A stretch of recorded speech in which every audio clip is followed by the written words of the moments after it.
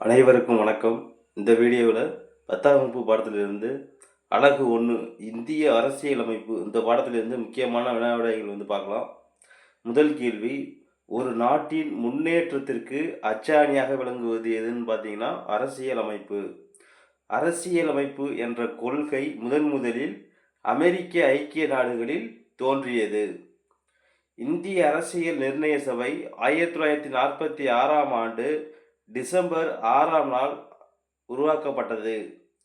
இந்திய அரசியல் நிர்ணய சபையில் மொத்தம் 389 உறுப்பினர்கள் இருந்தனர்.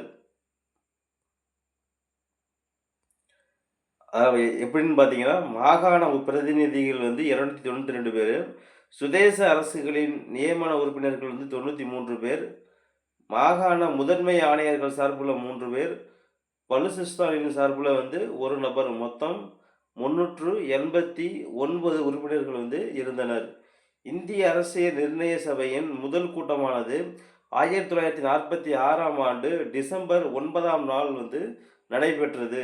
அரசியல் நிர்ணய சபையினுடைய தற்காலிக தலைவராக டாக்டர் சச்சிதானந்த சின்ஹா அவர்கள் தேர்ந்தெடுக்கப்பட்டார். இந்த கூட்டத்தொடர் நடந்துட்டு இருக்கும் போதே பார்த்தீங்கன்னா இந்த சச்சிதானந்த சின்ஹா இறந்ததை தொடர்ந்து இந்திய அரசியல் அமைப்பு நிர்ணய சபையின் தலைவராக டாக்டர் ராஜேந்திர பிரசாத் தேர்ந்தெடுக்கப்படுகிறார். மேலும் பார்த்தீங்கன்னா ஹச்சி முகர்ஜி மற்றும் வி.டி. கிருஷ்ணமாச்சாரி இவர்கள் 2 பேரும் துணைத் தலைவர்களாக தேர்ந்தெடுக்கப்படுகின்றனர். இந்திய அரசியல் அமைப்பை உருவாக்குவதற்கான கூட்டத்தொடர் 11 அமர்வுகளாக மொத்தம் 166 நாட்கள் நடைபெற்றது. இந்த கூட்டத்தின் போது பார்த்தீங்கன்னா மொத்தம் 2473 திருத்தங்கள் முன்வைக்கப்பட்டன. இந்திய அரசியலமைப்பு சட்டமானது இந்திய அரசியலமைப்பு சட்ட வரைவு குழு தலைவர் டாக்டர் B.R. அம்பேத்கர் தலைமையின் கீழ் உருவாக்கப்பட்டது. இந்திய அரசியலமைப்பின் தந்தை என அழைக்கப்படுபவர் டாக்டர் B.R. அம்பேத்கர். இந்திய அரசியலமைப்பு சட்டத்தின் முகவுரையானது பார்த்தீங்கன்னா 22 பாகங்கள், 395 சட்ட பிரிவுகள் மற்றும் 8 அட்டவணைகளை கொண்டது. எதுன்னு பார்த்தீங்கன்னா முகவுரை. இந்திய அரசியலமைப்பு சட்டத்தின் முகவுரை. இந்திய அரசியலமைப்பு சட்டமானது 1949ஆம் ஆண்டு நவம்பர் 26ஆம் நாள் ஏற்றுக்கொள்ளப்பட்டது. இந்திய அரசியலமைப்பு சட்டமானது 1950ஆம் ஆண்டு ஜனவரி 26ஆம் நாள் நடைமுறைக்கு வந்தது. இந்த தினம்தான் இந்திய அரசியலமைப்பு சட்டம் நடைமுறைக்கு வந்தனால தான் நாம் இந்திய குடியரசு தினமாக கொண்டாடி வருகிறோம். அடுத்தது பார்த்தீங்கன்னா இந்திய அரசியலமைப்பு சட்டத்தின் சிறப்பு கூறுகள். அதாவது உலகில் உள்ள எழுதப்பட்ட அனைத்து அரசியல் அமைப்புகளை விடவும் இந்த இந்திய அரசியலமைப்பு சட்டம் மிகவும் நீளமானது. 2 பார்த்தீங்கன்னா இதன் பெரும்பாலான கருத்துக்கள் பார்த்தீங்கன்னா பல்வேறு நாடுகளின் அரசியல் அமைப்புகளிலிருந்து பெறப்பட்டவை. நெகிழும் மற்றும் நெகிழா தன்மை கொண்டதாக உள்ளது. மத்திய மாநில அரசுகளை ஏற்படுத்துகிறது. அதாவது கூட்டாட்சி முறை அரசாங்கத்தை ஏற்படுத்துகிறது. அடுத்தது பார்த்தீங்கன்னா மாநிலங்களிலும் நாடாளுமன்ற முறையை தோற்றுவிக்கிறது. மத்தியில் மட்டுமல்லாமல் மாநிலங்களிலும் நாடாளுமன்ற முறையை தோற்றுவிக்கிறது. இந்தியாவை சமய சார்பற்ற நாடாக்குகிறது. அடுத்தது சுதந்திரமான நீதித்துறையை வழங்குகின்றது. அடுத்தது பார்த்தீங்கன்னா 18 வயது நிரம்பிய குடிமக்கள் அனைவருக்கும் பாகுபாடுமின்றி வாக்குரிமையும் வழங்குகிறது. அடுத்தது ஒற்றை குடியுரிமையை வழங்குகிறது.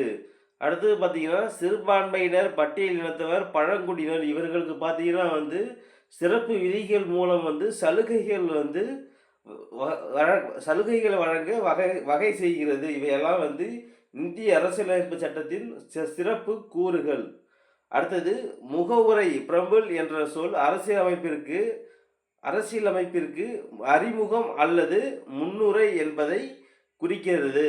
அரசியல் அமைப்பின் திறவுகோல் என குறிப்பிடப்படுவது முகவுரை ஆகும்.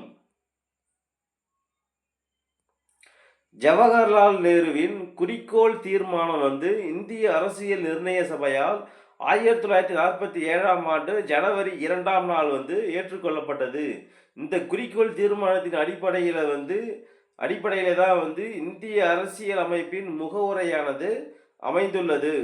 அடுத்தது இந்திய அரசியல் அமைப்பின் முகவுரையானது வந்து 1976ஆம் ஆண்டு திருத்தப்பட்டது. எத்தனையாவது சட்ட திருத்தத்தின்படி பார்த்தீங்கன்னா வந்து 42வது சட்ட திருத்தத்தின்படி 1976ஆம் ஆண்டு இந்திய அரசியலமைப்பின் முகவுரையானது திருத்தப்பட்டது. இந்த திருத்தத்தின்படி பார்த்தீங்கன்னா வந்து சமதர்மம், சமய சார்பின்மை, ஒருமைப்பாடு இந்த 3 புதிய சொற்கள் வந்து இந்த திருத்தத்தின்படி வந்து சேர்க்கப்பட்டன.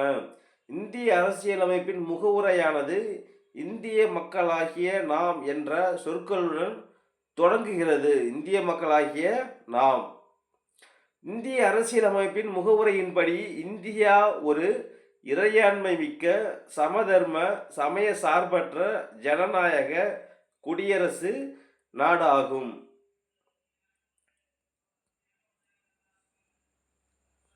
அடுத்தது இந்திய அரசியலமைப்பின் நோக்கம் இந்திய குடிமக்கள் அனைவருக்கும் சமூக, பொருளாதார, அரசியல் நீதி என அனைத்திலும் வந்து பாதுகாப்பு வழங்குவது தான் வந்து இந்திய அரசியலமைப்பினுடைய முக்கியமான நோக்கம். அடுத்தது இந்திய அரசியலமைப்பு வந்து கீழ்கண்டவைகளுக்கு வந்து உத்தரவாதம் வந்து அளிக்கிறது. எது எதுக்குன்னு பார்த்தீங்கன்னா, இந்திய மக்கள் அனைவருக்கும் சுதந்திரமாக சிந்தித்தல், உணர்வுகளை வெளிப்படுத்துதல், நம்பிக்கை, சமய வழிபாடு இவை எல்லாவற்றிலும் வந்து சுதந்திரமாக செயல்பட இந்திய அரசியலமைப்பு வந்து உத்தரவாதம் வந்து அளிக்கிறது. அடுத்தது பார்த்தீங்கன்னா, இந்திய அரசியலமைப்பு தகுதி, வாய்ப்பு இவற்றில் வந்து அனைவருக்கும் சமத்துவத்தை வந்து அளிக்கிறது. இந்தியர்களிடையே சகோதரத்துவத்தை வளர்க்க ஊக்கம் அளிக்கிறது. இந்த வீடியோ உங்களுக்கு பிடிச்சிருந்தா லைக் பண்ணுங்க. எதாச்சும் சொல்லணும்னு நினச்சீங்கன்னா கமெண்ட்ஸில் கமெண்ட் பண்ணுங்க.